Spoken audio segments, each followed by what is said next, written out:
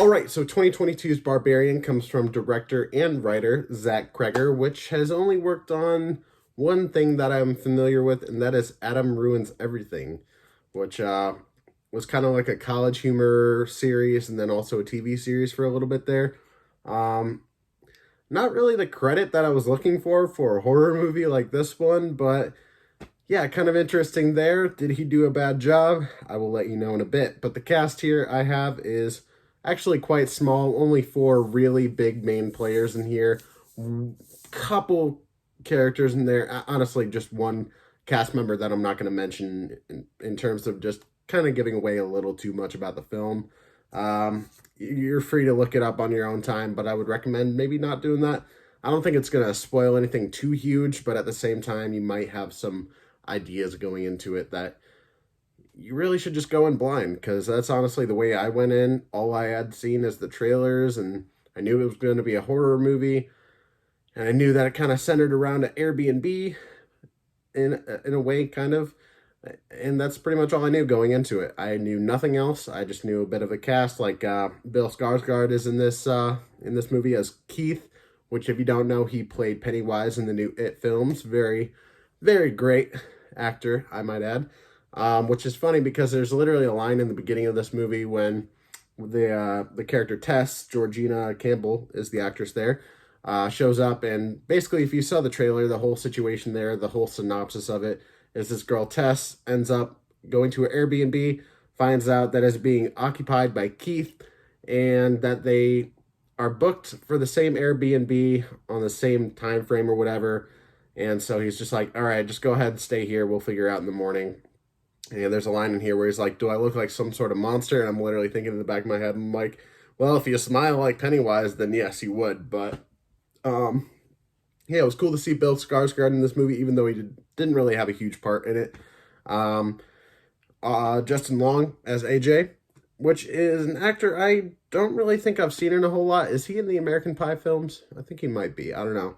But he kind of plays an actor in this film. He's a real douchebag, so yeah, he's kind of the more comedic element of this movie. There are comedic elements to the movie. Some of them were done on purpose, and then some of them were kind of done not on purpose. There were literally scenes in this movie where people were laughing at the film, and I don't think they were necessarily supposed to in those parts, but I can understand why they were laughing, because there's some kind of funny visual gags that I don't think were necessarily done on purpose. So, and then the other cast member here, we have Richard Brake as Frank, and that's pretty much the main cast. Like I said, a pretty small cast. There's only one other cast member I'd say is a big player that I'm not going to mention here. But again, if you want to figure out what that is, or even get some small inclination of what it might be, then check out IMDb, but I wouldn't recommend it. So yeah, I haven't watched any other reviews for this movie. I literally just got back home from the theater from watching this film, and this movie is fucked, dude. Not a review for kids, not a movie for kids. I think this is rated R, which makes sense in certain scenes, but also in certain scenes, they don't quite show enough gore. So I'm just like, are they kind of trying to push that line to PG-13 here? But by the time certain things happen, pretty much by the end of the film, I'm just like, yeah, there's no way this is PG-13. But for the majority of this movie, it is a very slow-moving film. And I don't necessarily mind that, but at times it feels like they could have picked up the pace a little bit with certain things, because by the end of the film, it felt a little rushed. The cool thing about this movie is that it actually takes place in Detroit, and there's a big visual thing that I don't necessarily want to give away that I love about this film, but I'm just going to go ahead and say it. It's not like a huge spoiler, I guess, but it's kind of a little bit of a twist. Maybe I don't want to say what it is, because it is a good twist, but I don't think I don't think the people in my theater appreciated enough what kind of twist that was, because I didn't hear any reactions out of people from this thing. But the thing I thought was cool in this film, if you saw the trailer for it, you'll know that she's kind of like in this sketchy neighborhood, not really lit up at all. Can't really see much, but in the nighttime, it looks like just kind of your average, suburban neighborhood.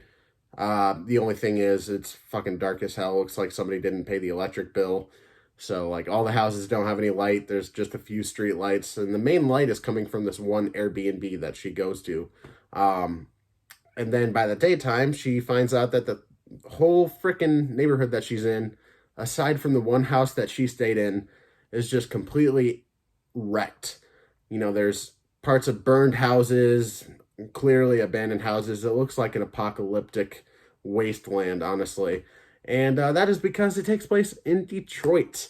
And this isn't the first like horror type of flick to take place in Detroit. The first thing I thought of was Don't Breathe, which does take place either in or outside of Detroit.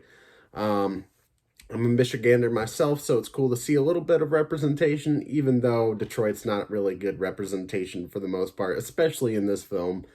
Um, but yeah, I mean, there are neighborhoods exactly like that in Detroit, even worse. And, you know, we kind of saw a little bit of that in Don't Breathe. And honestly, there are some parallels in this movie to Don't Breathe to the point where I'm like, is this in the same universe? Are these movies connected somehow? I mean, it wouldn't be out of the realm of possibility because there's some crazy, just fucked up shit that goes on in this movie that almost reminds me, maybe not completely, but very heavily of Don't Breathe, especially towards the end.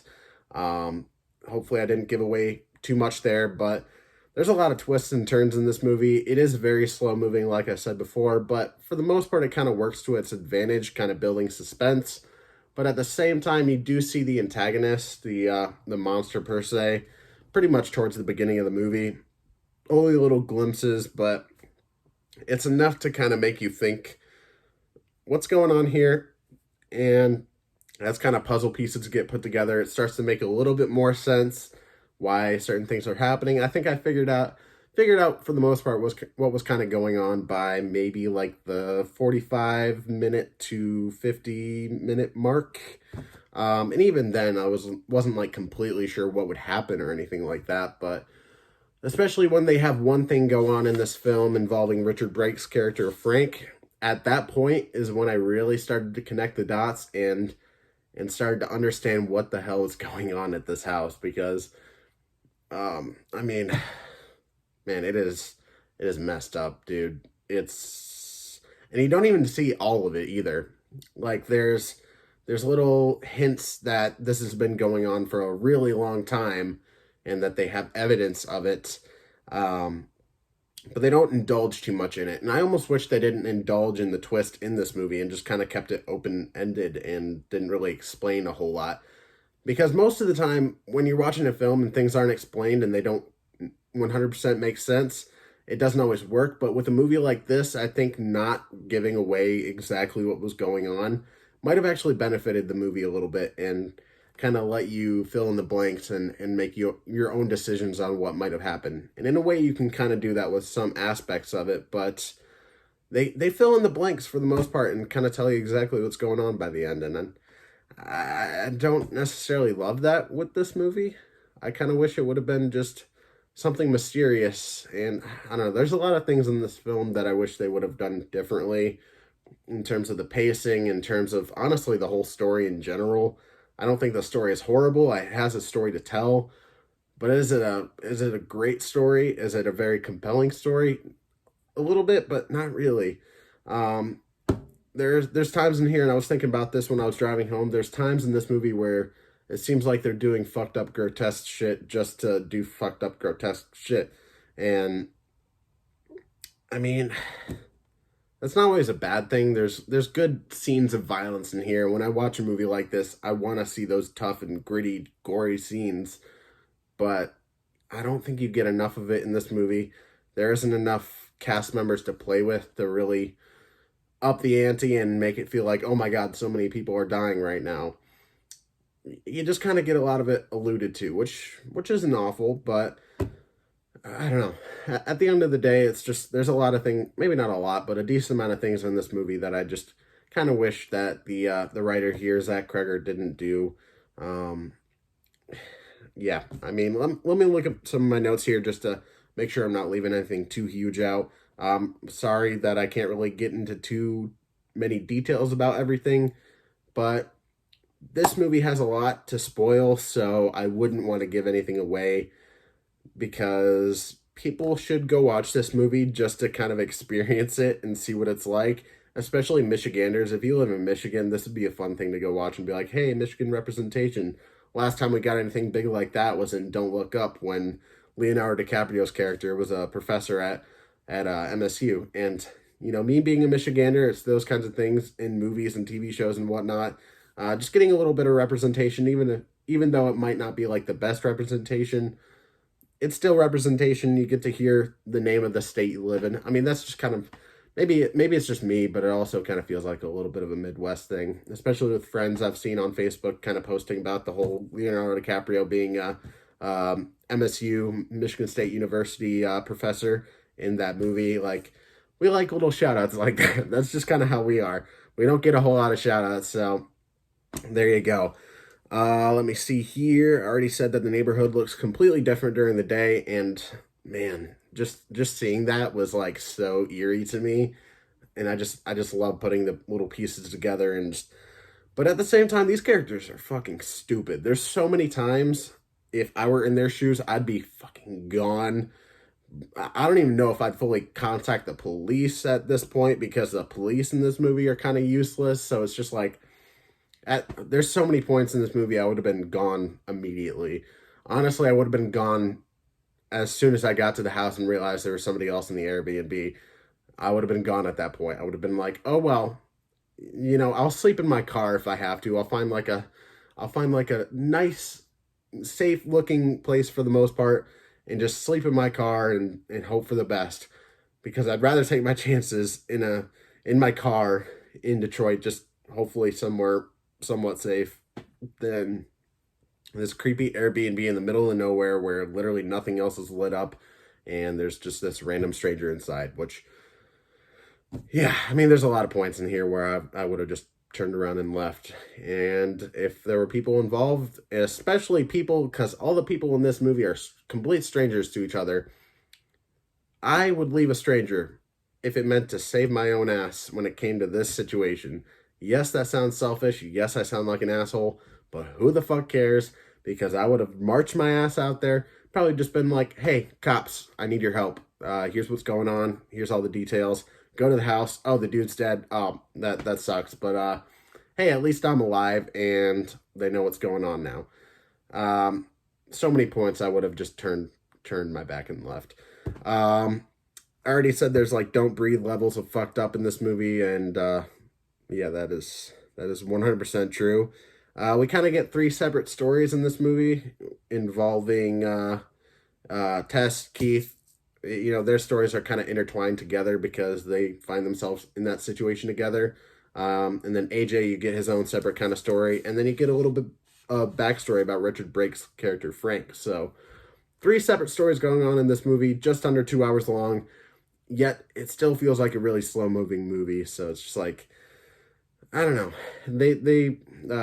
Zach Kreger had a lot of really great ideas, a lot of really interesting, intriguing ideas to bring all these stories together, and it just didn't quite hit the mark for me. But things that did hit the mark for me. Let's talk some positives. The cinematography in this movie, especially in the scenes involving Justin Long as AJ, some of those scenes, like, you know, where he's holding the flashlight and stuff, it's like a really weird kind of almost early Saw looking kind of effects slash cinematography, just kind of pointing at him and also getting his perspective, just seeing his arms reached out and whatnot. Like, those scenes look really cool to me. And there's like, even, I guess you could say, even like the whole nighttime versus daytime thing, like that's a cool cinematography shot. The way that they made it look like it was a pretty much normal neighborhood in the nighttime, but once it's daytime, you see like, oh my God, this is like most of Detroit. Maybe not most of Detroit, but yeah.